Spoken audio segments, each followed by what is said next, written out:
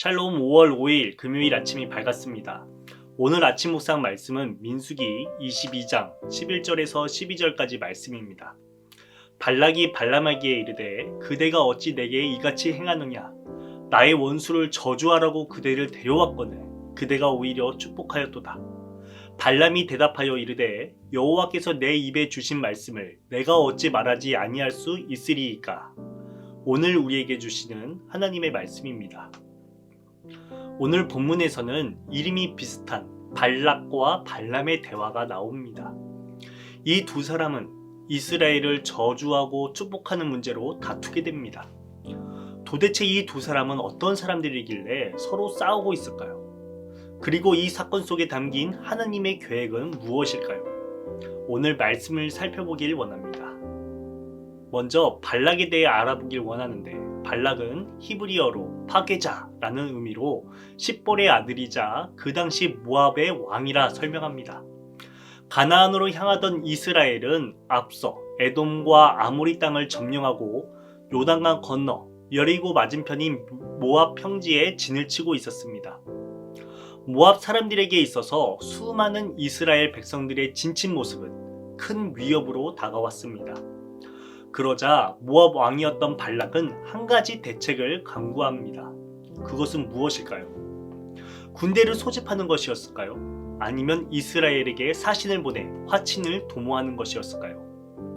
발락은 가장 앞서 황급하게 발람에게로 사신을 보냅니다.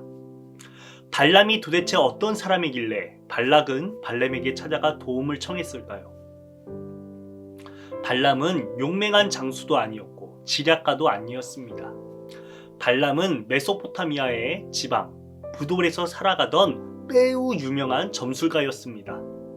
그의 영향력이 얼마나 막강했던지 모압 사람들의 심리는 발람의 발언 하나하나에 주목했습니다. 그렇기에 발락은 발람에게 사신을 보내어 부탁합니다. 왕인 나를 봐서 내게로 와서 이스라엘 백성을 향해 저주를 해주십시오. 당신이 만약 이스라엘을 저주한다면 그들이 아무리 강성하더라도 이 땅에서 쫓아낼 수 있을 거예요. 이러한 발락의 부탁에 발람은 어떻게 반응합니까? 마치 유비가 제갈령을 얻으려는 상고초려의 모습과 같이 발락은 발람에게 끊임없이 부탁하고 발람은 시간을 지체하며 미룹니다. 그런데 여기에서 아리송한 지점이 있습니다. 발람은 이방의 점술가이자 바알 신당에서 제사를 드리는 이방 제사장인데 이스라엘의 하나님과 소통합니다. 그리고 하나님의 말씀에 순종하는 모습으로 그려집니다. 하나님은 발람에게 말씀하십니다.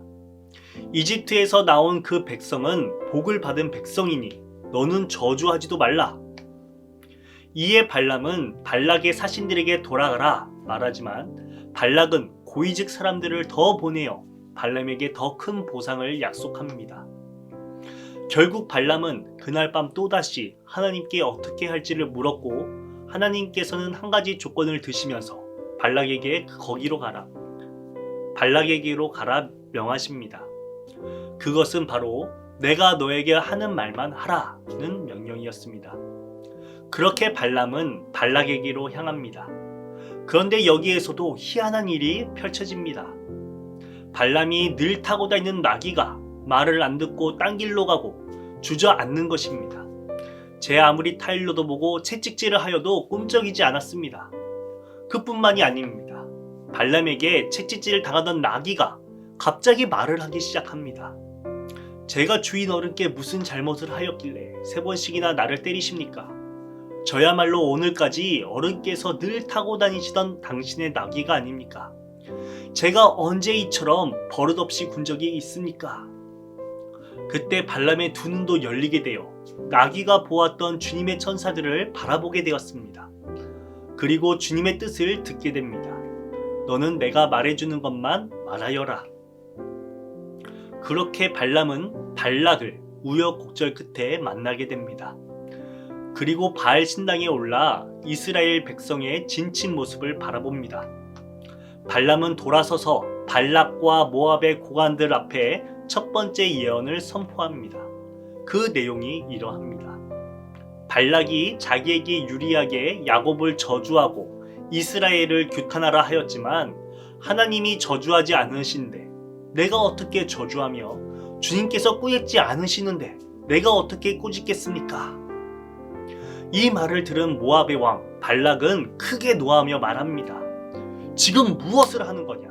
대적자인 이스라엘을 저주해달라고 당신을 불렀는데 오히려 이스라엘을 향해 복을 빌어주면 어떡하는가? 오늘 말씀 속에 나타난 하나님은 어떤 분이십니까? 이스라엘을 향한 축복의 메시지가 대적하던 자들의 입에서, 그것도 점술가의 입에서 나왔습니다. 동물 나귀가 말을 하면서 대적들의 움직임을 막았습니다. 누가 이렇게 역사하셨습니까? 바로 우리의 생각과 방식을 초월해서 일하시는 분이 바로 여호와 하나님이십니다. 사랑하는 신대 성도 여러분, 우리가 두려워해야 할 것이 무엇입니까? 대적들입니까? 난관들입니까? 우리가 두려워해야 할 것은 대적들과 환경이 아닌 바로 오직 여호와 하나님 한 분뿐입니다.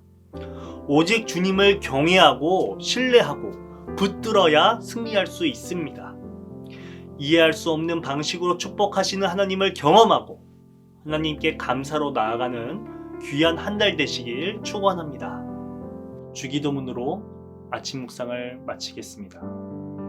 하늘에 계신 우리 아버지여, 이름이 거룩히 여김을 받으시오며 나라가 임하시오며 뜻이 하늘에서 이루어진 것 같이 땅에서도 이루어지리이다.